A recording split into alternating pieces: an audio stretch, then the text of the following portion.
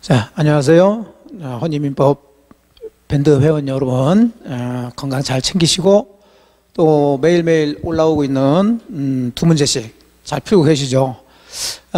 지금 이제 개강한 지가 얼마 되지 않아서 그런지 처음 공부하신 분들, 이런 분들이 조금 문제 푸시면서 뭐 정답은 찾을 수 있다 하더라도 나머지 그 지문에 대한 그런 궁금증이나 이런 것들을 조금 많이 힘들어 하시는 것 같아서, 자, 이번 주부터는 그동안에 이제 일주일 동안 내드렸던 10문제를 같이 모아서 간단하게 해설 강의를 해서 토요일 날 올려드리는 걸로 그렇게 결정을 했습니다. 그래서 1월하고 2월 일단은 좀 그렇게 해드릴 거고요.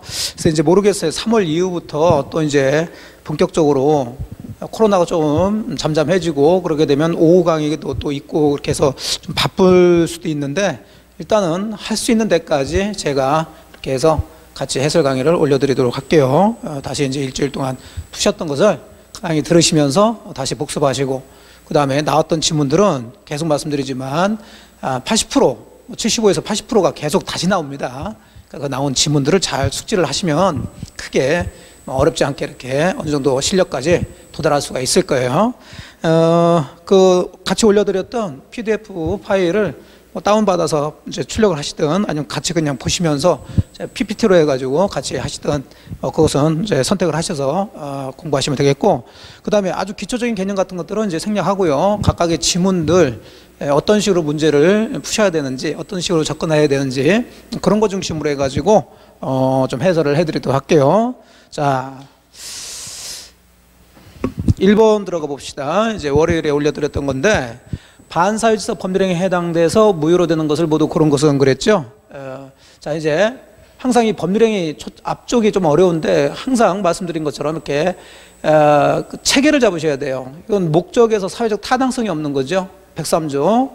자, 격본 보시게 되면 성립 과정에서 강박이라는 이런 키워드가 보여야 돼요. 불법적인 방법이 사용된 데 불과한 법률행위 그랬는데, 자, 강박은 우리가 이제 공부하시다 보면 의사표시에서 비정상적인 의사표시, 하자 있는 의사표시죠. 근데 여기는 반사회적 법률행위에 해당되냐 안 되냐를 물어보고 있어요. 전혀 다른 얘기가 되죠. 이건 반사회적 행위가 아닌 거죠. 그렇게 이제 어디에 있는 거냐, 항상 제가 또 시험 공부하시는 방법 찍어서 올려드렸죠. 거기서도 제가 말씀드린 것처럼 다른 것은 다르게 구별하면서 공부를 하셔야 되는 거예요. 전혀 다른 얘기가 됩니다. 자, 니은번 아주 대표적인 강제집행을 면할 목적으로 허위의 근저당권 설정하는 행위. 자, 이것도 뭐 자주 나오는 지문이고 작년 시험에서도 정답이었는데, 역시 마찬가지 이건 허위의 근저당권을 설정한다는 것은 허위 표시죠. 허위 표시는 의사 표시가 문제가 되는 거지 반사회적 행위가 아니란 말이에요. 이렇게 구별하시고. 자, 디귿은 뭐가 키워드냐? 양도소득세죠. 그래서 기본적으로 투기, 탈세 뭐 이런 것들이 나온다 그러면은 이건 반사회적 행위가 아니다. 자, 릴번은 읽으시면서 키워드가 적극가담이죠. 자, 이중매매와 연결된 부분인데 꼭 매매계약이 아니더라도 이미 팔린 부동산에 적극가담해서 저당권 설정했다, 뭐 증여받았다 이런 식인데, 적극가담 나오게 되면 이것은 반사회적 행위가 되겠죠. 그럼 여기 같은 경우 반사회적 행위에 해당돼서 무효인 것을 골라라 그랬으니까, 자, 2번이 되겠죠. 1번. 자, 2번 문제 들어갑니다. 이제 역시 사회적 타당성이 없는 것 중에 불공정 법률행위에 대한 얘기예요. 역시 목적에 대한 얘기입니다. 목적은 사회적 타당성이 있어야 되는데 사회적 타당성이 없을 때 그 중에 103조가 있고 이제 104조가 있는데요. 불공정 법률에 대한 설명으로 틀린 것은 그랬죠. 자, 1번, 2번 경매, 무상행위. 무상행위 대표적인 게 증여죠. 자, 요거에는 불공정 법률행위가 적용되질 않습니다. 이건 불공정 법률행위가 성립될 수가 없어요. 두 가지 반드시 기억을 하시고요. 그럼 나머지에는 적용된다 이렇게 들어가시면 돼요. 항상 되냐 안 되냐, 우리 객관식 시험 공부는 그렇게 하시는 거예요. 정리해서 이거냐 저거냐 어지럽게 공부하실 게 아니라, 그래서 불공정 법률행위에서 적용되냐 안 되냐, 성립되냐 안 되냐 그러면 경매, 무상행위에는 자, 증여 같은 거 적용되지 않는다 잡으시고, 불공정 법률행위에서 무효행위 전환의 법리가 적용될 수 있냐 없냐 그 얘기인데, 자, 이 전환은 무효의 전환, 무효 쪽에서 나오게 되는데, 전환이란 단어, 제가 강의할 때도 강조해드린 것처럼 단어를 가지고 공부를 하세요. 막 이 사례 가지고 하다 보면 들을 때는 막 어수선하게 많이 강의를 해드리니까, 많이 말씀드리고 하게 되니까 이해가 되는 것 같은데 그게 기억이 안 나요.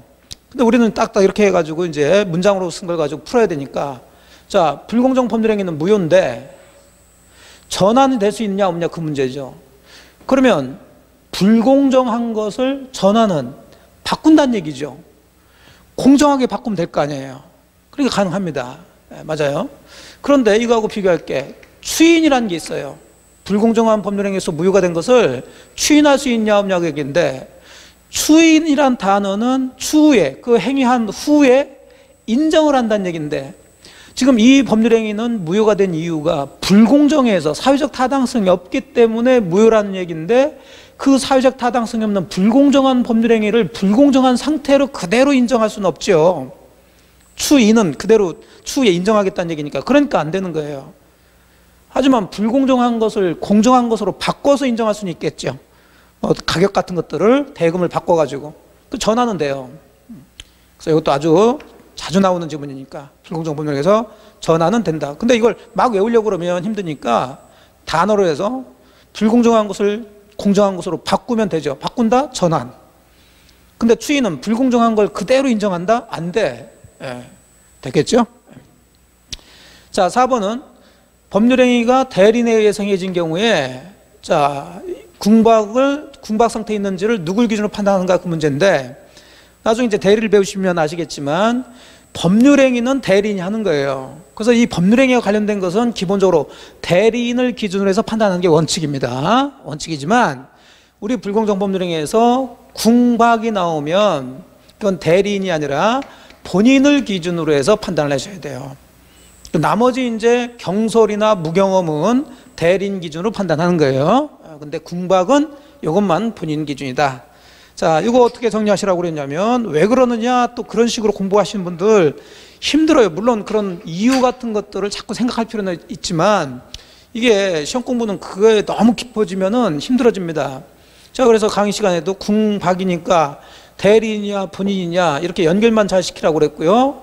그러면 우리는 이렇게 써주니까 궁박, 여기서 힌트를 잡아가지고 이걸 이용을 하시라는 거예요. 문제를 이용하세요. 문제 안에 다 답이 있으니까. 그래서 궁박의 비읍이 나왔으니까 본인의 비읍 이렇게 연결해서 궁박은 비읍이 있는 본인 기준으로 판단해야 된다. 이렇게 들어가시라고요. 근데 경솔이나 무경험은 비읍자가 안 보이지요. 그건 대리인 기준으로 판단하는 거고. 자, 그런 식으로 들어가줘야 돼요. 근데 여기는 대리인 기준으로 판단해야 된다 그랬으니까 4번이 틀렸죠. 자, 틀린 걸 골라라 해서. 자, 5번 매매계약이 불공정 법률행위에 해당하는지, 자, 어느 때를 기준으로 판단. 자, 때를 물어봤어요. 항상 어느 때? 법률행위 당시. 그럼 저거는 계약 체결을 했으니까 계약 체결 당시를 기준으로 판단해야 되겠죠. 맞는 얘기고 4번이 틀린 얘기가 됩니다. 자, 되시겠죠? 그런 식으로 좀 간단 명료하게 해서 그 부분에서 포인트가 되는 것들을 1년 동안에 계속 연습하시는 거예요. 사실은 시험 공부는.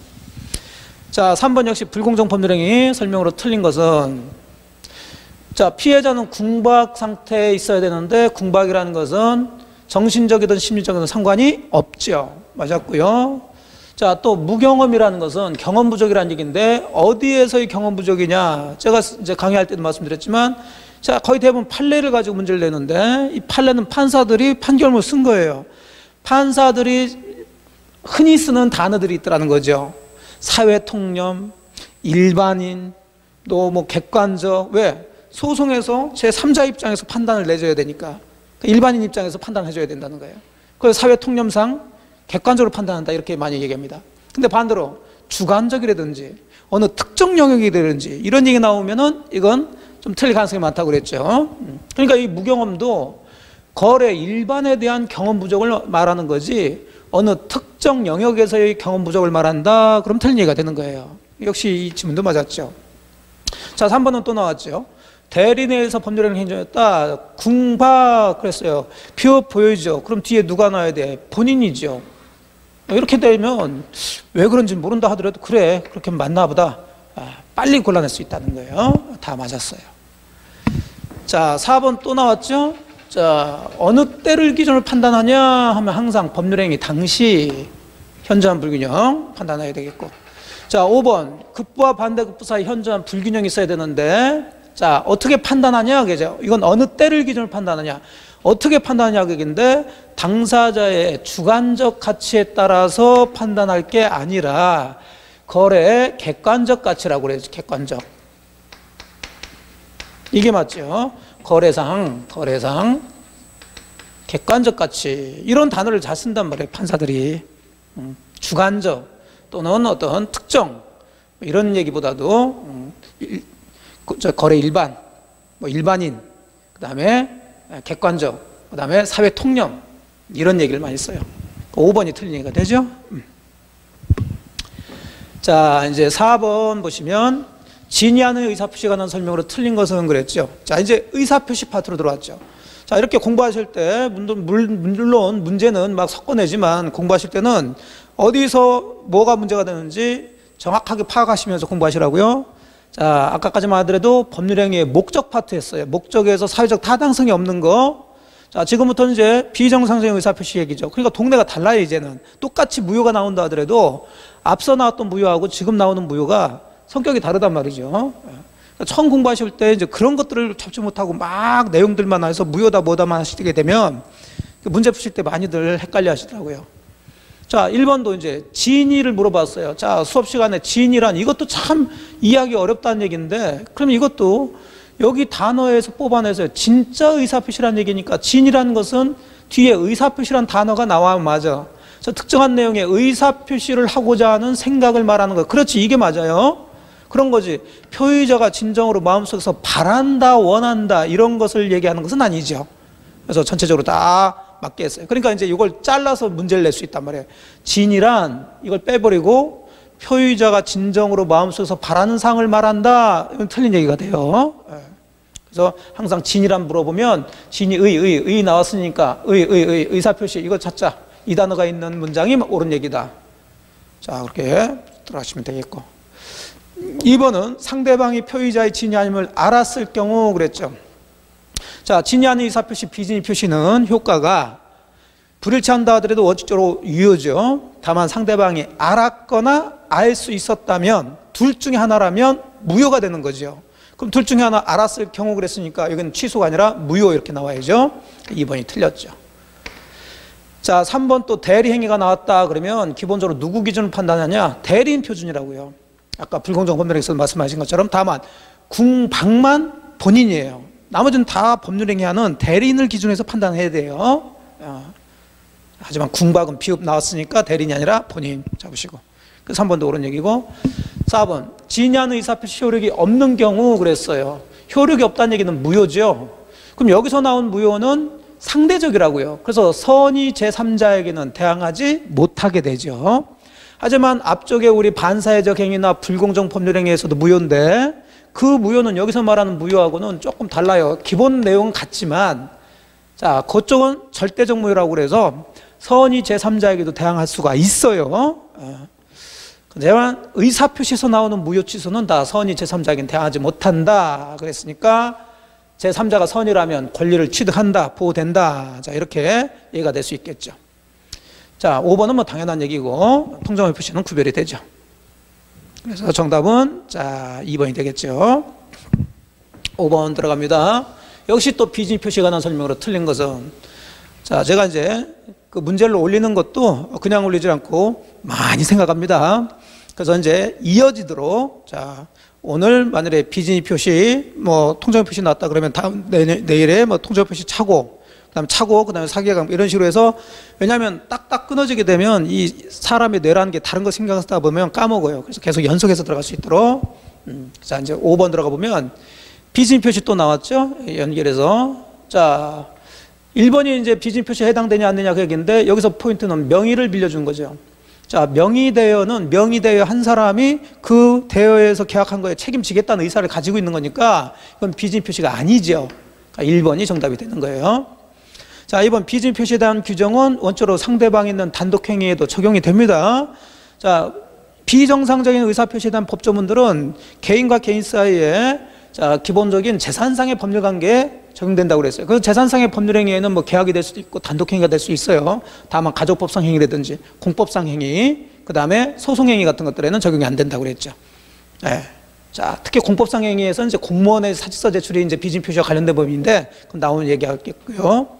자, 3번 매매 계약에서 비진 표시는 상대방이 서원이면서 과실이 없는 경우에 한해서 유효다. 자, 아까도 보신 것처럼 비진 표시는 상대방이 알았거나 알 수 있었을 때 취소가 되는 게 아니라 무효라고 그랬죠. 그러면 항상 이런 구조면 반대로 생각하시라고 그랬어요. 또 반대도 생각할 수 있어야 된다는 거죠. 법은. 그럼 상대방이 알았거나 알 수 있었으면 무효니까 반대로 알았다는 거의 반대는 몰랐다는 게 선이죠. 자, 알 수 있었다는 것은 몰랐지만 조금만 주의를 기울였으면 알 수 있었을 텐데 그 얘기예요. 과실이 있었다는 얘기죠. 그럼 반대로 무과실이 되겠죠. 과실 없는 거. 권한은 오 또는이니까 반대는 미시 되겠죠. 선이면서 과실이 없으면 두 개가 다 갖춰졌으면 그럼 결과도 무효가 아니라 유효 이렇게 들어가줘야죠. 그러면 상대방이 선이며 과실이 없는 경우니까 자, 결론은 유효로 끝나줘야 되죠.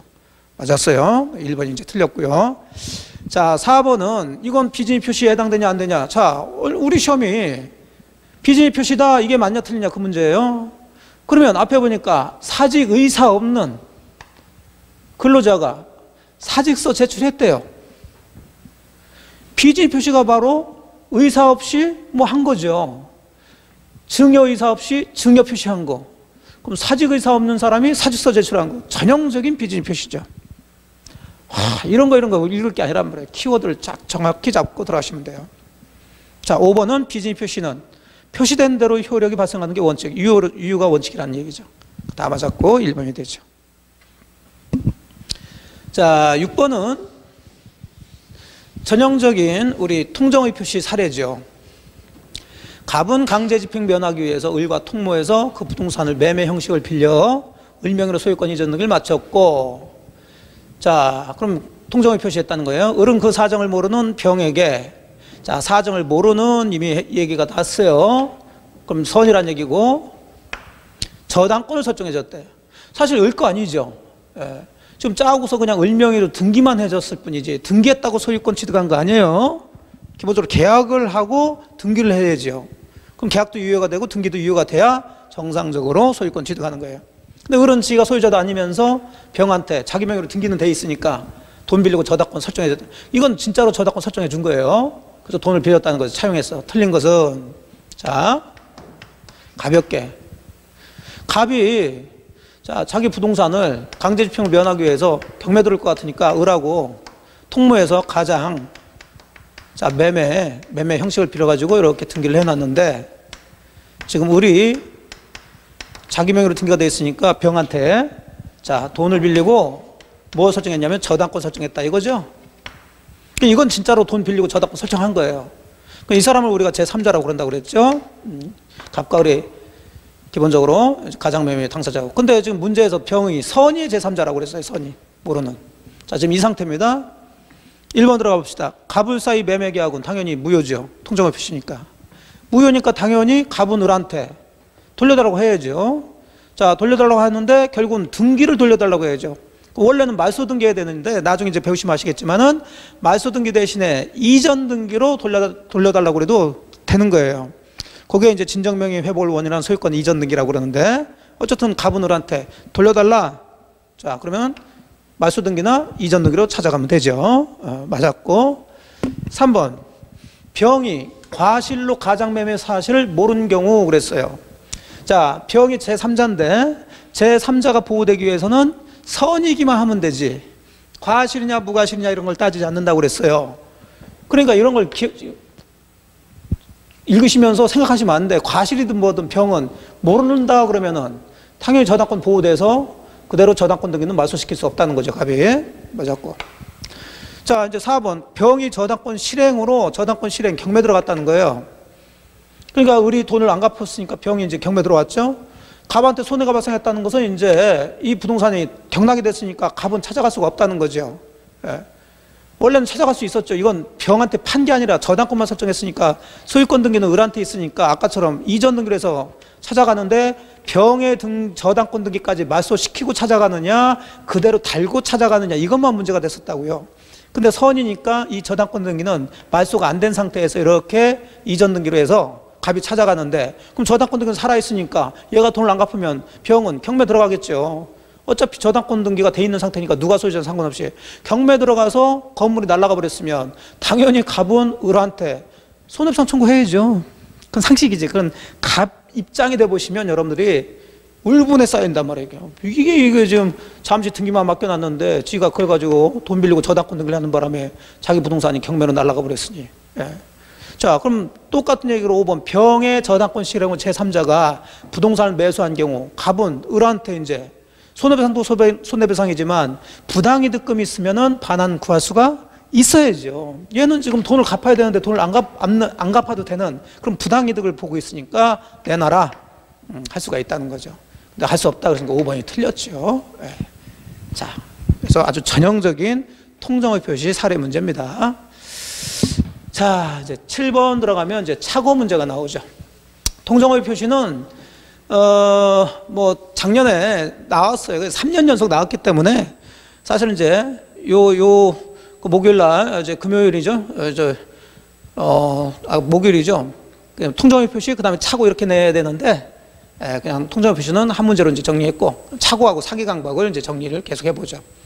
자, 착오 1번은 자, 착오는 기본적으로 중요 부분의 착오면 취소할 수 있고 중대한 과실이 있으면 취소할 수 없죠. 그 기본 법조문을 토대로 해서 농지 상당 부분이 하천임을 사전에 알았더라면 농지 매매 계약을 체결하지 않았을 것이 명백한 경우 중요 부분 착오에 해당되냐 안 되냐 그 얘기인데 저 강의하면서 중요 부분에 해당되지 않는 것을 좀 기억하시라고 그랬죠. 자, 일단 근소하게 부족하다 또는 미미하게 부족하다 이런 얘기가 나와요. 자기가 토지를 샀는데 자기가 생각한 지분이 지금 실제 지분하고 부족한데 착각했죠. 근데 근소하게 미미하게 아주 조금이란 얘기니까 중요 부분이 아니겠죠. 그 다음에 시가에 관한 착오, 가격에 대한 착오.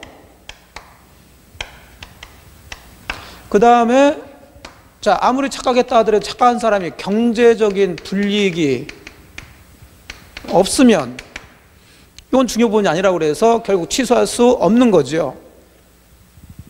근소하게 부족한 식기가 이놈 식기가 외우시는 거예요. 근소하게 부족한 식기가 사실 이런 것들은 외울 필요는 없죠. 경제적 불이익이 없어. 경제적 불이익이 없어. 그러면 여기 반대로 이게 아닌 것을 가지고 중요 부분 착오냐 아니냐 물어봤으면 이게 아닌 거니까 중요 부분 착오에 해당되겠죠. 아주 전형적인 중요 부분이에요. 읽어보시면 또 여러분 감이 오시죠. 그러니까 결국 객관식 시험은 OX 해당되냐 안 되냐 이거냐 저거냐 이걸 골라내시는 건데 정리를 잘 하셔가지고 다 알면 좋겠지만 그러기 힘들면 일단 어느 한쪽 특히 시험 문제 자주 나오는 쪽을 정확하게 잡고 그 다음에 다른 것들은 그냥 가볍게 이게 아니면 되는 거구나 이렇게 보시면 돼요. 사실은 우리는 이렇게 다 써주니까. 자, 2번은 착오에 하는 의사표시를 표의자가 나왔네. 경제적 불이익을 입은 것이 아니래요. 그러면 여기 정해놓은 게 있죠. 경제적 불이익이 아니면 그럼 중요 부분에 착오라고 할 수 없다. 그렇지. 이거는 우리가 외운 거고. 되셨죠? 3번 상대방에 의해 유발된 동기의 착오는 자, 키워드는 동기의 착오죠. 자, 기본적으로 동기는 의사표시하는 이유지 의사표시 자체는 아니라고 그랬어요. 그러니까 동기의 착오가 일어났다고 해서 그 법률 행위를 취소할 수는 없는데 다만 동기가 표시가 됐거나 표시되지 않았더라도 상대방에서 뭐된 유발된 자 되면 중요부분 착오가 될 수가 있다라고 그랬죠.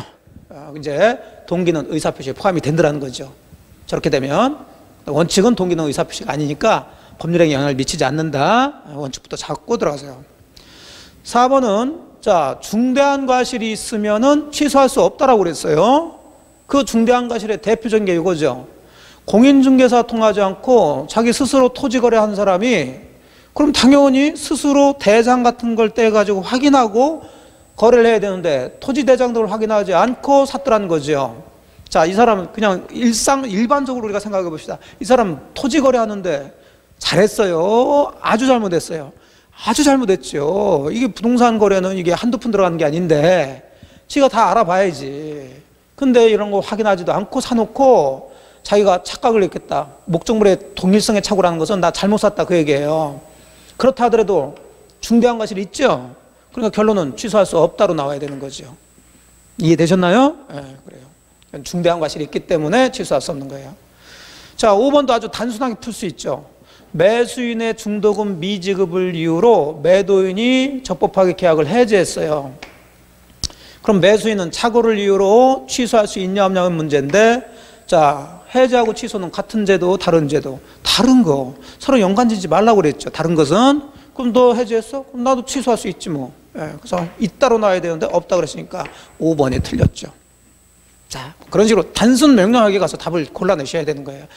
자, 몇 번씩 말하지만 우리는 문제를 푸는 게 아니라 시간 내 문제를 풀어야 돼요. 시간 내. 그러려면 좀 빨리, 아는 것은 빨리 해서 풀고, 나머지 뭐 어려운 것들은 조금 뭐 찍는 식으로 해서 버릴 문제들은 벌리고, 그렇게 연습을 자꾸 하시고 본인 스스로 그렇게 생각을 하셔야 돼요. 그래야지 너무 욕심내지 말고 이제 공부를 할 수가 있죠. 자, 8번 사기입니다. 사기에 관한 설명으로 틀린 것 그랬는데 1번은, 자, 이건 침묵이나 부작위도 사기가 될 수 있죠. 특히 고지 의무가 있음에도 불구하고 여기 아파트 분양 나오는데 뭐 보여요? 공동묘지 보이죠? 자, 이걸 얘기하지 않은 거 사기 해당되죠.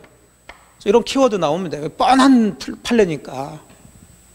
그러면 2번 아파트 분양자에게 기망행위가 인정된다면, 그래, 기망행위 사기가 인정된다면, 자, 그러면 당연히 이제 분양받은 사람은 계약을 또 취소를 할 수도 있지만 또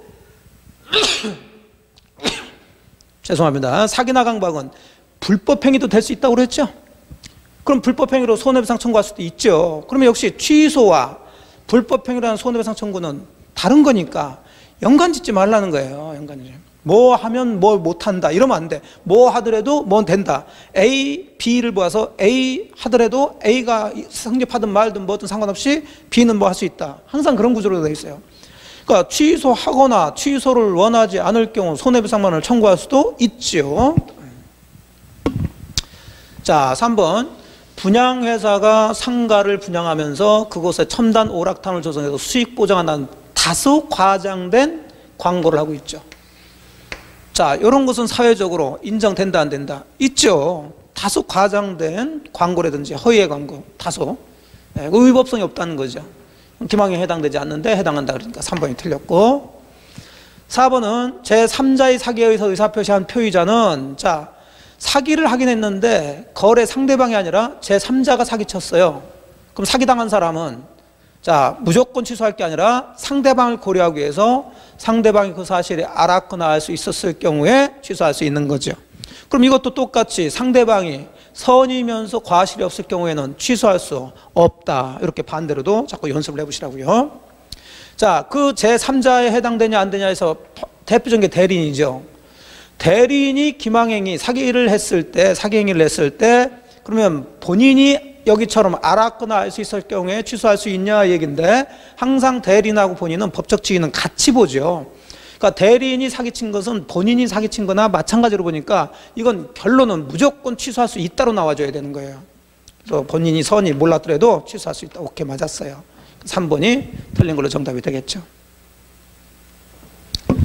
자, 9번 이제 금요일에 착오 또 나왔어요. 틀린 것은 1번 당사자가 착오를 이유로 의사표시를 취소하지 않기로 약정을 했대요.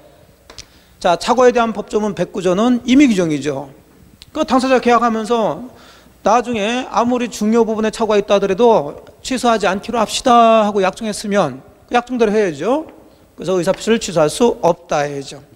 임의규정이라는 얘기예요. 자, 2번은 건물과 그 부지를 현상대로 매수한 경우 부지 지분이 미미하게 부족 나왔죠. 여기 미미하게 부족. 그러면 중요부분 착오가 되지 않는다 그래요. 우리가 외운 게 나왔으니까. 3번 표의자가 착오를 이유로 의사표시를 취소해서 상대방이 손해를 입었다 하더라도, 자, 손해 입은 상대방은, 자, 지금 표의자가 좀 착각해가지고 일방적으로 취소했으니까 손해 입을 수는 있겠죠. 하지만 취소한 행위 자체가 불법 행위는 아니죠. 그러니까 상대방은 불법 행위를 이유로 손해배상 청구할 수 없다. 오케이, 맞았죠. 자, 이것도 수업 시간에 말씀드렸던 거예요. 그러니까 사기 강박은 위법성이 있으니까 그건 불법 행위가 될 수 있어요. 하지만 착오에 의해서 취소하는 것은 법에서 그렇게 하라고 그랬으니까 이게 불법 행위가 되진 않죠. 그러니까 아무리 상대방이 손해가 있다 하더라도 뭔가 근거가 있어야 된다고 그랬어요. 불법 행위든 상대 채무 불이행이든 뭐가 있어야 되는데 그 불법 행위가 아니니까 아무리 손해 있다 하더라도 손해배상 청구할 수 없다고 그랬죠. 자, 4번의 키워드는 상대방이 피의자의 착오를 뭐 알고 이용한 경우 그러면 빨리 들어가서 취소할 수 있다로 나와야 된다고 그랬어요.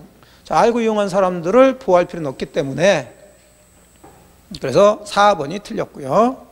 5번 상대방에 의해 유발된 동계착오 또 나왔죠. 동계착오는 원래 의사표시가 아니어서 취소할 수 없지만 상대방에 의해서 유발됐으니까 이건 표시되든 말든 상관없이 취소할 수 있다로 나와야 된다. 자, 4번이 틀린 얘기가 되죠. 자, 10번 이제 사기 강박을 묶어서 틀린 것. 1번 법률행위 성립 과정에 강박이 또 나왔어요.